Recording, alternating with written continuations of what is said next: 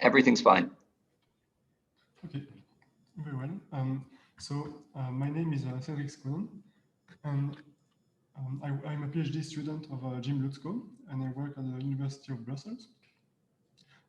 My topic of my thesis is nucleation, but today's talk will be on a fluid-solid interfacial free energies using CDFT. The plan for the talk is first to motivate why should we compute these interfacial free energies. Then I will explain what are these interfacial free energies. Then I will summarize some recent advances in the modeling of the solid. And I will explain what are the systems under study and the potential we use to model these systems. Once this is done, I can explain a bit how we do the calculations for the homogeneous phases and for the total fluid-solid interface. And last, I can show some results that we have for the systems in the study. Okay. So the reason why we compute these interfacial free energies comes from the role that the interface plays in the nucleation process. So because there is an energetic cost at forming the interface, it creates a barrier on the nucleation pathway. And knowing having values for the interfacial free energies allows us to describe the energetics of this barrier. So, for example, we compute fluid-solid interfaces to describe the barrier between a dilute solution or a vapor and a crystalline phase. So, what is the interfacial free energy? So, in the case of a vapor-liquid interface, this is simply the surface tension, and it is the constant that appears in front of the area in the expression of the total free energy of the interface, which is composed of volume terms for the bulk free energies and of a term for the energetic cost of having an interface. And we can isolate the interfacial free energy by subtracting the volume terms to the total free energy of the system, and we divide the result by the area of the interface. So for this, we have to know what are the volumes of the bulk phases, and this amounts to knowing where we place the interface on the smooth profile. And to do this, the common convention is to use the Gibbs dividing surface or the equimolar position. And this amounts to cancelling the excess number of particles in the system.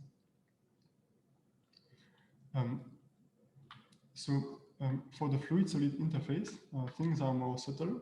And this is because we have two key quantities that describe the solid surface. So the problem has been first raised by Shuttleworth in the 50s. The two key quantities are first the interfacial free energy, which is the quantity we are interested in. And this is the quantity that enters the free energy expression. And it is also a quantity that we find to describe contact angles. For example, on the problem of wetting. And a second important quantity is the stress tensor, or sometimes called the stiffness. And this is a quantity that relates the deformation, spatial deformation of the interface to the work required to make such a deformation. So for example, if we have a small deformation with no shear, the diagonal components of the stress tensor will appear in front of the variation of area. And in the case of an isotropic substance, we have one value on the diagonal of the stress tensor, and this quantity can be related to the interfacial free energy, and by the relation here. And the difference comes from the dependence of the interfacial free energy on the area of the interface. So this is because in a solid, in an interface with a solid, a strain can be maintained in the lattice, which cannot happen with fluids. And this quantity also appears in the Laplace pressure for a small cluster. So in our case, we will focus on the fluid-solid interfaces. And we can do this because some progress has been made on modeling the solid phase. So recently, here in the group of LUTSCO, we have worked on introducing stable functionals for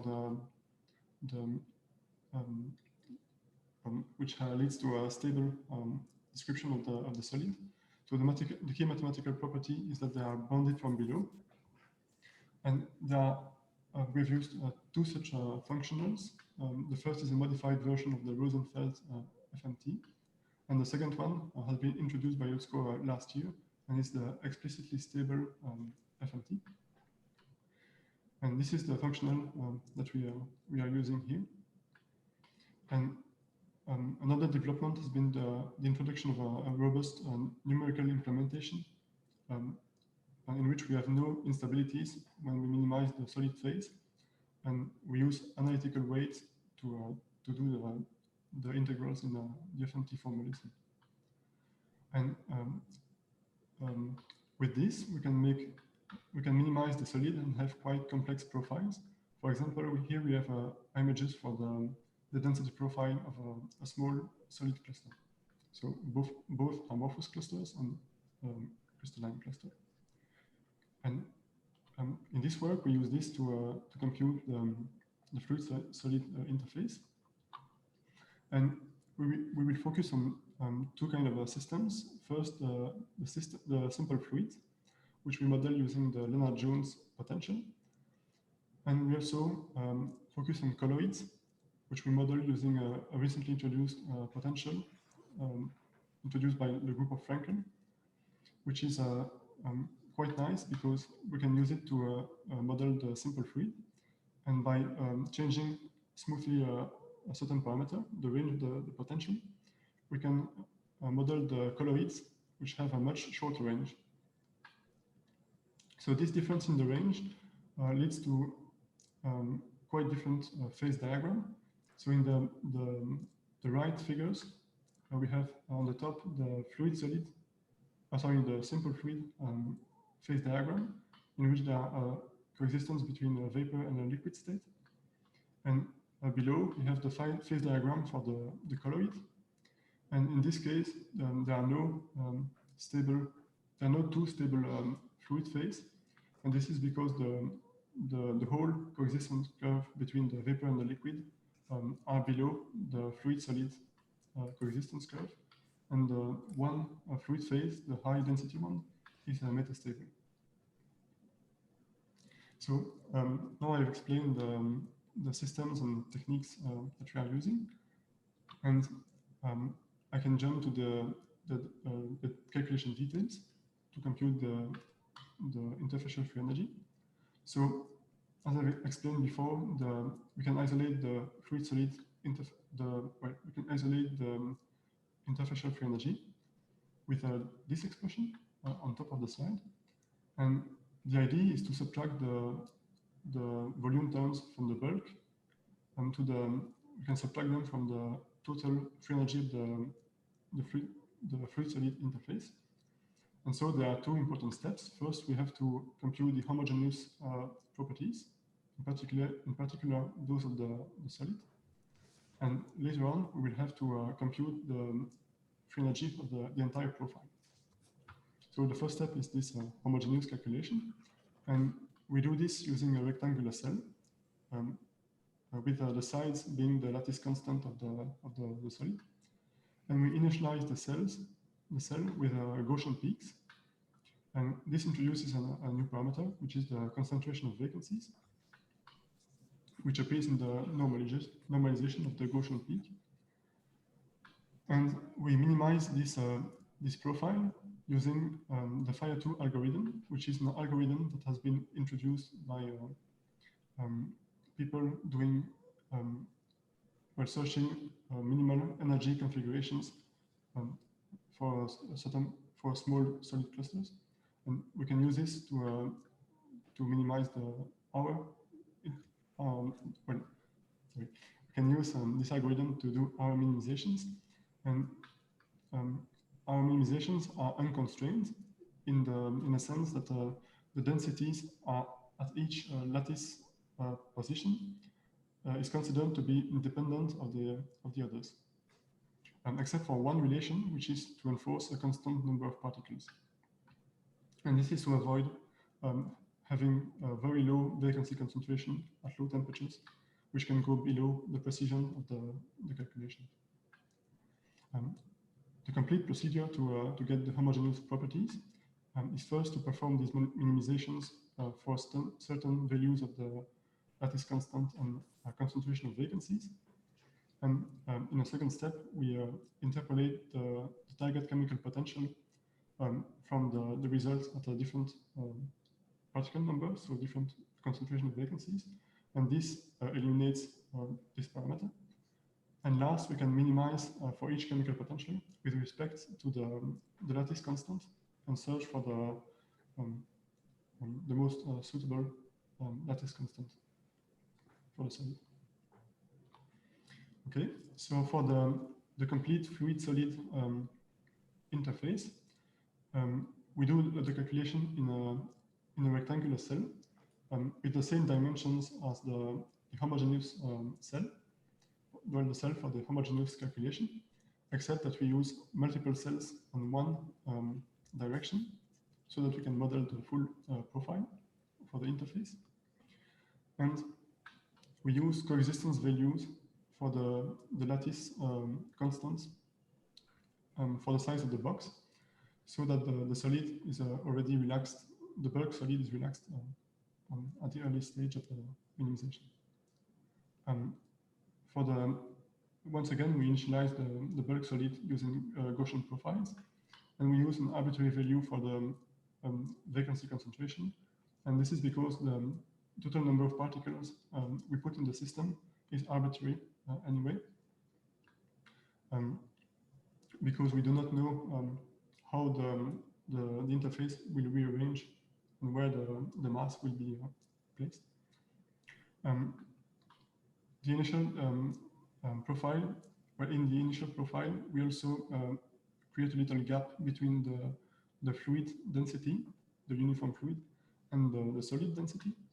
And this is to avoid having local packing fractions that are higher than 1, which creates an unphysical start for the calculation. And this causes problems in the functionals because there is 1 minus eta in the denominator in FNT. Once we have the initial profile, we minimize it the same way as we do in the homogeneous case, except that we add a small repulsive term in the functional, and we do this to maintain the system away from the region where the local packing fraction is higher than 1. And this is because the system naturally wants to relax to a very low concentration of vacancies at low temperature at least. And this causes problems for the minimization. So we keep the system away from this region. We let the system relax, and then we reduce the amplitude of this additional term so that it can vanish, and we have the physical result.